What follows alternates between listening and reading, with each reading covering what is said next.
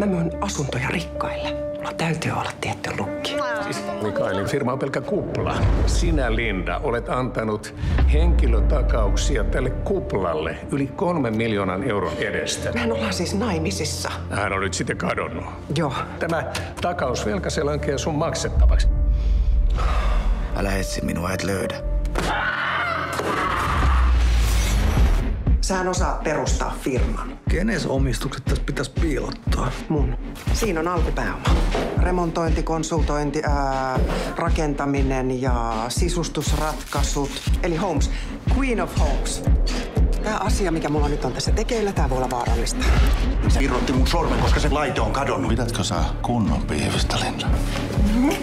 Mä kasvatan tästä isoimman yrityksen koko tässä maassa. 11 million euros.